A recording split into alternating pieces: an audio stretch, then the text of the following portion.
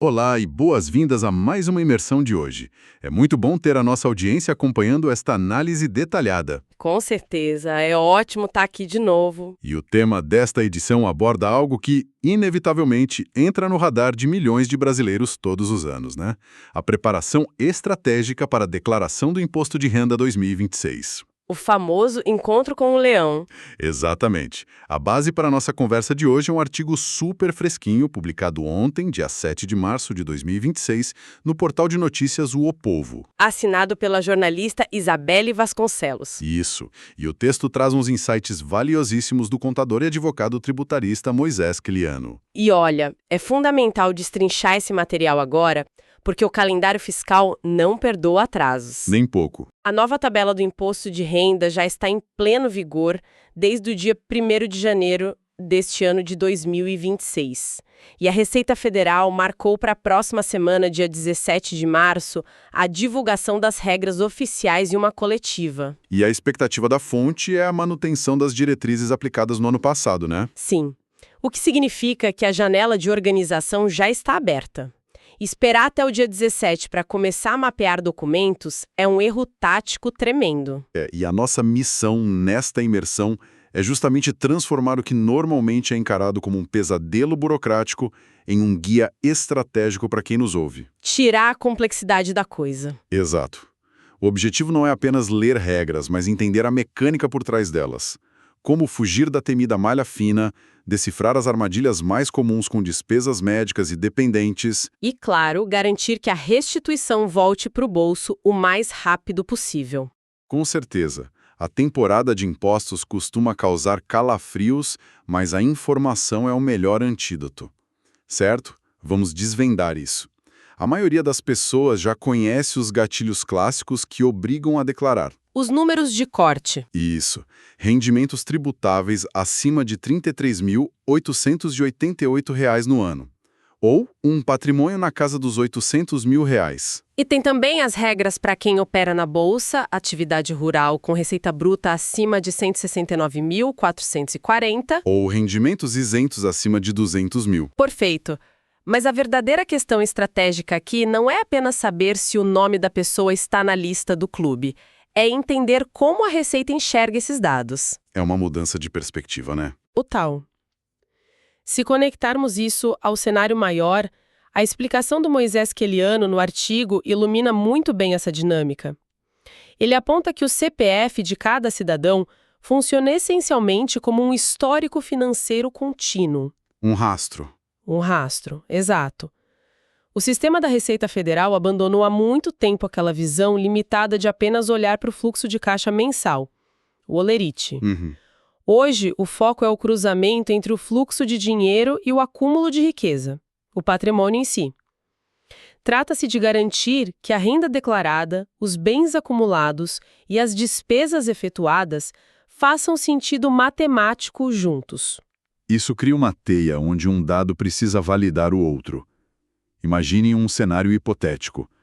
Alguém declara que ganhou R$ 30 mil no ano inteiro. Um valor que mal cobre o custo de vida básico. Exato.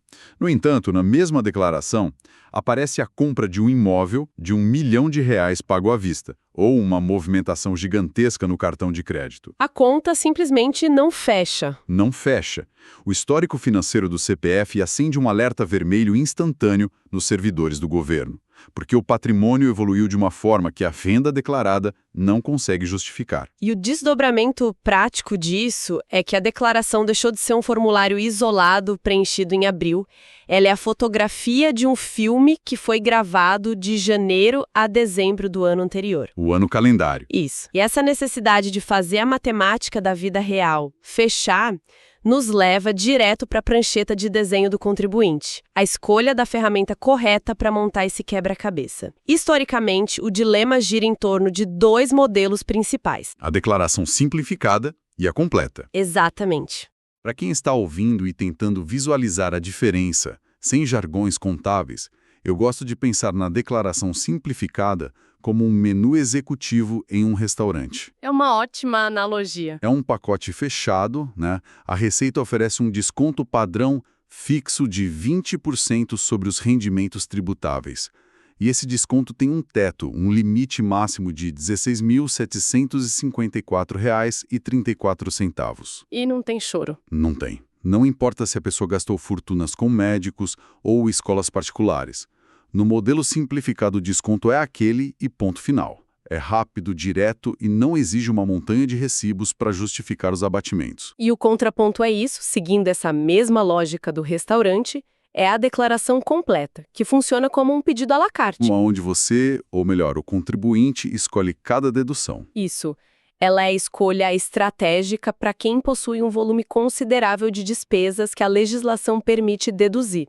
Estamos falando de gastos pesados com educação, despesas médicas, a inclusão de dependentes. E um ponto crucial que a fonte menciona, as contribuições para a previdência privada do tipo PGBL, o Plano Gerador de Benefício Livre. Nossa, o PGBL é importantíssimo. Vale aprofundar rapidamente na mecânica dele, porque essa é uma das poucas ferramentas de planejamento tributário real acessível ao cidadão comum. Diferente do VGBL, né? Que é apenas um investimento comum. Exatamente. O PGBL permite abater o valor investido da base de cálculo do imposto com um limite de até 12% da renda bruta tributável anual. É como se a pessoa dissesse para a Receita, olha, peguei essa fatia do meu salário e guardei para aposentadoria, então não me cobre imposto sobre isso agora. É uma postergação inteligente. E a vantagem tática atual é que o próprio programa da Receita Federal atua como um simulador dinâmico. Sim, ele faz as contas sozinho. Conforme os dados, recibos e aportes são preenchidos, o software calcula em tempo real qual dos dois modelos resulta em menos imposto a pagar ou em uma restituição mais poupuda. E a menção à restituição traz um elemento de urgência que dita o ritmo dos primeiros dias de entrega. O calendário não é apenas um prazo final, ele é uma fila de pagamento. Quem chega antes, bebe água limpa. Exatamente. O artigo destaca que a regra de ouro para quem visa colocar a mão nesse dinheiro de volta o mais rápido possível é a antecipação. A fila da restituição obedece rigorosamente à ordem cronológica de entrega. Após o pagamento das prioridades legais, claro. Sim, idosos a partir de 60 anos, pessoas com deficiência ou moléstia grave e professores cuja maior fonte de renda seja o magistério. Mas para quem não se enquadra nessas prioridades legais, o objetivo é ser um dos primeiros a cruzar a linha de chegada. Além de simplesmente enviar cedo, a reportagem aponta 2 aceleradores modernos que funcionam como uma via expressa. Os fura-filas legalizados. Boa. O primeiro é a utilização da declaração pré-preenchida, que o sistema gera puxando dados de fontes oficiais. E o segundo é a escolha de receber a restituição via Pix. Com a obrigatoriedade de que a chave seja o CPF do titular. Esses 2 métodos colocam o contribuinte no topo da lista das restituições gerais. E a lógica do governo para premiar o uso do Pix e da pré-preenchida é bem simples. Reduz brutalmente o custo operacional e aqueles erros de digitação de contas bancárias que faziam os lotes de restituição baterem e voltarem. Dava uma dor de cabeça imensa. Nossa, muita! Mas o caminho até essa restituição passa por provar o direito a ela. E quando o contribuinte opta pelo modelo completo para abater gastos, ele entra em um território que exige precisão documental absoluta. Falando em maximizar essa restituição através do modelo completo, o terreno onde as famílias mais tentam cavar essas deduções é a área da saúde. O famoso campo minado. Francamente, é um campo minado. Todos sabemos que consultas médicas, exames laboratoriais, internações, tratamentos odontológicos e as mensalidades dos planos de saúde podem abater o imposto. A regra básica é que tudo precisa de recibo ou nota fiscal com o nome e o documento do prestador do serviço. Até aí nenhuma novidade. Mas aqui está uma coisa que sempre frustra muita gente. Aquela gaveta cheia de notas fiscais da farmácia do bairro. Ah, essa é clássica. E aqui a coisa fica realmente interessante. O artigo do O Povo reforça uma regra que muita gente se recusa a aceitar. Medicamentos comprados na farmácia não são dedutíveis. 0. Não importa se é um remédio de uso contínuo, caríssimo, essencial para a vida. Para a Receita Federal, o cupom da farmácia não serve para nada na declaração. Eu fiquei surpreso quando vi a rigidez disso a primeira vez. A confusão ocorre porque existe uma única e estrita exceção para dedução de medicamentos. A despesa com remédios só é aceita pelo leão se a medicação for administrada dentro de um ambiente hospitalar. Durante um procedimento ou internação. Exato. E o valor desse medicamento precisa estar embutido na fatura emitida pelo hospital. A lógica tributária, por mais fria que pareça, separa o serviço médico direto do comércio varejista de medicamentos. Eles enxergam a farmácia apenas como um varejo. Sim, inserir gastos de farmácia na ficha de despesas médicas, tentando forçar uma dedução, é um dos atalhos mais rápidos para ter a declaração retida na malha fina. O sistema cruza os CNPJs e identifica imediatamente que o emissor da nota é um comércio varejista, não uma clínica. E se a saúde já é um campo minado, a dinâmica de declarar a família consegue ser ainda mais complexa e cheia de armadilhas matemáticas. Os dependentes. O conceito de dependente parece simples à primeira vista. A legislação define quem entra nessa lista: cônjuges, companheiros, filhos e enteados até certas idades e, em casos específicos, até pais e avós. Desde que haja dependência econômica comprovada. Isso. A atração imediata de incluir toda a família é óbvia. Afinal, cada dependente inserido no sistema garante uma dedução anual fixa de R$ 2.275,08. O que é fascinante aqui é o efeito colateral dessa inclusão. É uma contrapartida que derruba o planejamento financeiro de inúmeras famílias todos os anos. A regra matriz da Receita Federal... Sim, ela dita que, ao incluir um dependente para ganhar dedução de R$ 2.000, o titular é obrigatoriamente forçado a somar absolutamente todos os rendimentos desse dependente à sua própria declaração. Vamos ilustrar isso para nossa audiência, porque esse é o ponto onde o jogo vira. Imagine uma mãe de família que está na faixa de tributação de 15%. Ela decide colocar o filho de 22 anos, que está na universidade, como dependente. O objetivo dela é ganhar aquele abatimento. O abatimento de R$ 2.000. No entanto, no meio do ano, esse filho consegue um estágio remunerado ou faz trabalhos temporários e ganha, digamos, R$ 15.000 no ano. A Receita não olha para a renda do filho de forma isolada. De jeito nenhum. Ela pega esses 15.000 e soma a renda bruta da mãe. E o desastre matemático acontece exatamente aí. Esse acréscimo de R$ 15.000 na renda tributável global da declaração pode empurrar a mãe da faixa de 15% direto para a alíquota máxima. De 27,5%. Isso. Aquele benefício inicial de R$ 2.000 de dedução é engolido pela nova taxa de imposto que incidirá sobre toda a renda da família. O feitiço vira contra o feiticeiro. Totalmente. O resultado prático é que, ironicamente, o imposto a pagar acaba sendo muito maior do que seria se o filho fizesse a sua própria declaração isenta ou separada. E a mãe não o incluísse como dependente. É uma simulação obrigatória. Não se pode colocar um dependente no piloto automático sem somar a renda da casa inteira antes. Uma verdadeira faca de dois gumes disfarçada de benefício fiscal. E, por falar nessa renda dos filhos, ou mesmo a renda extra dos titulares, o artigo também toca no ponto dos trabalhadores autônomos e dos famosos bicos. A economia de trabalhos independentes cresceu muito. Sim. E a forma como esse dinheiro é declarado muda tudo. O contador Moisés Queliano esclarece que a regra de ouro é a origem do pagamento. Se a renda extra veio de empresas, de pessoas jurídicas, o caminho é direto para a ficha de rendimentos recebidos de PJ. Usando o informe de rendimentos que a empresa fornece. Mas se o autônomo prestou serviço para outras pessoas físicas, o jogo muda de nome. Muda para o Carnê-Leão. E é vital desmistificar o que é essa ferramenta. O Carnê-Leão não é um cálculo mágico que se faz apenas em abril do ano seguinte. Trata-se do recolhimento mensal obrigatório do imposto. Mensal? Mensal. Sobre rendimentos recebidos de pessoas físicas ou do exterior.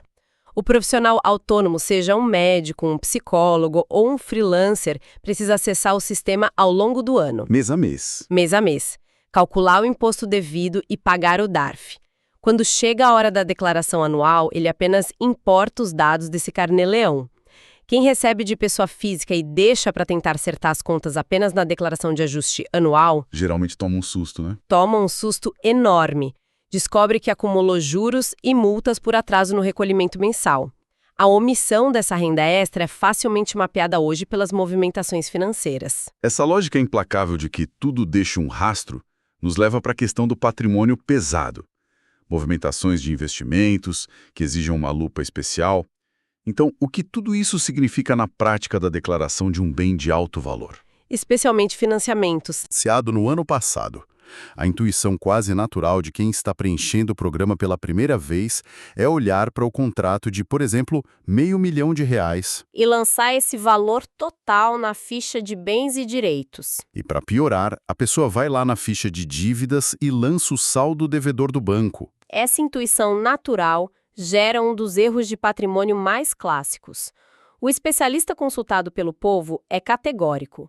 O imóvel financiado não entra pelo valor total do contrato. Jamais. E o financiamento bancário atrelado a esse bem não deve ser lançado na ficha de dívidas e ônus reais. O método exigido pela Receita espelha o fluxo de caixa do cidadão. Na ficha de bens, o contribuinte deve declarar exclusivamente o valor que efetivamente saiu do seu bolso no ano. O que foi pago de fato. Isso. O valor da entrada somado apenas às parcelas pagas ao longo do ano calendário, além de taxas de cartório e ITBI. A cada novo ano, soma-se as parcelas pagas no período anterior. O valor do bem vai crescendo na declaração aos poucos. Acompanhando a capacidade de pagamento da pessoa, o que impede aquela distorção na evolução patrimonial que a gente mencionou lá no início da conversa. Exatamente. É a tradução contábil de eu só declaro o que eu já paguei, e não o que eu prometi pagar ao banco nas próximas 3 décadas. E quando o assunto sai dos imóveis e vai para o mercado financeiro, a complexidade aumenta um pouco. O dinheiro aplicado em renda fixa, por exemplo, vai para a ficha de bens e direitos com o saldo do último dia do ano. E os rendimentos costumam ter tributação exclusiva na fonte, o que significa que o banco já mordeu a parte do leão e o cidadão só informa para justificar o aumento de capital. Mas quem se aventura na bolsa de valores, comprando e vendendo ações, precisa ter um diário de bordo impecável. Não basta jogar o saldo final. Lucros e prejuízos precisam ser detalhados mês a mês na ficha de renda variável. A falta de controle mensal das operações em bolsa é um gargalo imenso. E além do mercado nacional, o artigo nos alerta para uma mudança de alto impacto que transformou o planejamento de muita gente. A Lei número 14.754, aprovada no final de 2023. Essa mesma. Antes dessa legislação, muitos brasileiros usavam contas globais ou estruturas em paraísos fiscais para postergar o pagamento de impostos indefinidamente. Porque a tributação só ocorria no momento do resgate ou da repatriação do dinheiro para o Brasil. Exato. Com a popularização das contas internacionais de investimento, que tornaram o acesso ao mercado exterior muito fácil pelo celular, o governo mudou as regras do jogo. A mudança foi drástica. A nova lei instituiu uma tributação anual de 15% sobre os rendimentos dessas aplicações financeiras no exterior. Não dá mais para deixar o dinheiro rendendo lá fora, longe dos olhos do leão, adiando o imposto para sempre. Agora existe a apuração anual, uma espécie de come-cotas que obriga o investidor a recolher esse percentual anualmente, independentemente de ter trazido o dinheiro de volta para o Brasil ou não. É um radar global da Receita que exige atenção redobrada. E com o cerco se fechando globalmente e domesticamente, com tantas minúcias, a fonte compilou uma lista de alertas. Os 5 passos mais rápidos para cair na malha fina. E revelam muito sobre os hábitos da nossa sociedade. O erro número 1 continua sendo a omissão de rendimentos. E o detalhe que costuma passar despercebido aqui não é a pessoa que esconde um grande contrato de trabalho. A malha fina pega quem esqueceu de declarar o rendimento de um trabalho temporário de uma semana. Ou aquela conta poupança antiga que rendeu R$20 de juros no ano inteiro. Sim. Para o sistema do governo, a omissão de R$20 ou de 20 mil gera a mesma inconsistência de dados. Exatamente por isso, o segundo motivo de malha fina é a divergência de informações. O sistema do SERPRO da Receita confronta os dados com uma frieza algorítmica. Se a empresa declarou na DIRF que pagou um valor X para o funcionário, e o funcionário arredondou o valor para Y na sua declaração, o sistema trava. O cruzamento é exato até os centavos. O terceiro grande tropeço é o clássico das despesas médicas sem comprovação adequada ou a tentativa frustrada de usar recibos de farmácia, como já destrinchamos. O quarto é a armadilha matemática da inclusão de dependentes com omissão das rendas atreladas a eles. O caso do universitário que fez o imposto da família saltar de alíquota. E o quinto motivo listado abrange as inconsistências em operações financeiras e na evolução patrimonial. Preencher errados valores de imóveis financiados ou tropeçar nas complexas regras da Bolsa de Valores. A solução apontada pelo Moisés Queliano para não se tornar estatística nessa lista de erros é a antecipação agressiva. Não confiar na memória. O contribuinte deve imediatamente o resgate de todos os informes de rendimento das empresas por onde passou. Dos bancos e corretoras, consolidar os informes de planos de saúde e recibos de clínicas, organizando tudo isso. A facilidade da declaração pré-preenchida ajuda muito, mas ela não é infalível. Ela é um rascunho.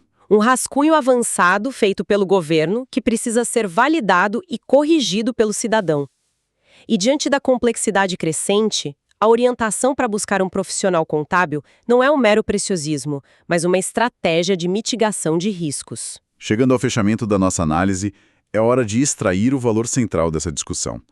A grande lição que tiramos do material não é sobre aprender a apertar botões em um software do governo. É sobre internalizar a filosofia por trás da arrecadação. Entender que o CPF é o contador de histórias de uma vida financeira. Uma narrativa que exige coerência matemática perfeita. A renda precisa justificar o padrão das despesas, e a sobra disso precisa justificar precisamente o patrimônio que foi acumulado. Quando alguém se organiza com antecedência, juntando papéis, mapeando rendimentos extras, está, na verdade, construindo uma defesa financeira sólida. É crucial reforçar para quem nos ouve por que dominar essas regras vai muito além de um dever cívico. Entregar uma declaração redonda é uma questão de autopreservação burocrática. Cair na malha fina e não resolver a pendência pode levar ao bloqueio do CPF. E um CPF irregular no Brasil paralisa a vida do cidadão, impede a renovação de passaporte, trava empréstimos, proíbe a abertura de contas bancárias e até a posse em concursos públicos. Por outro lado, o domínio das regras garante que o dinheiro da restituição seja liberado nos primeiros lotes, corrigido pela taxa Selic, injetando capital de volta no orçamento familiar no momento planejado. É, no fundo, sobre garantir paz de espírito. Mas, sabe, analisando todo esse aparato tecnológico e o nível de detalhe que a Receita exige, há uma reflexão mais profunda que emerge das entrelinhas de tudo que discutimos hoje. Sim, isso levanta uma questão importante e quase filosófica sobre a nossa relação moderna com os impostos. Se a gente avaliar o cenário tecnológico atual, a Receita Federal já possui uma infraestrutura suficiente para fornecer uma declaração pré-preenchida altamente detalhada. Eles já sabem de tudo. Eles sabem. O governo consegue cruzar o rastro financeiro de cada cidadão quase em tempo real através do Pix.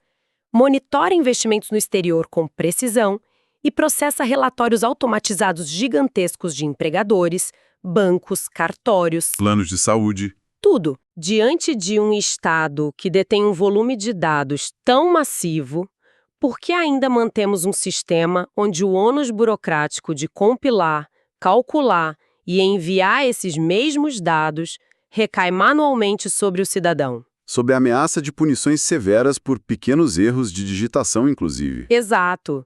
Será que a declaração anual, com toda essa inteligência artificial e Big Data à disposição, deixou de ser um instrumento necessário de coleta de informações primárias para se tornar apenas uma espécie de teste anual de compliance governamental? Ou talvez um gigantesco teste de paciência com a nossa própria burocracia. É um debate urgente sobre até que ponto o sistema fiscal serve para simplificar ou apenas para transferir o peso administrativo para os ombros de quem já paga a conta. Fica aí o questionamento. Uma provocação excelente que nos faz questionar não apenas como declaramos, mas por que o processo ainda é desenhado dessa forma. Fica a reflexão para quem está nos ouvindo e se preparando para a maratona das próximas semanas. Agradeço imensamente a companhia de todos que mergulharam com a gente nessa análise detalhada. Foi ótimo. Organizem a papelada. Lembre-se de manter a curiosidade sempre viva, organizar os comprovantes com método, não subestimar os pequenos rendimentos e ficar de olho vivo nas regras definitivas que serão publicadas nos próximos dias. Até a nossa próxima imersão.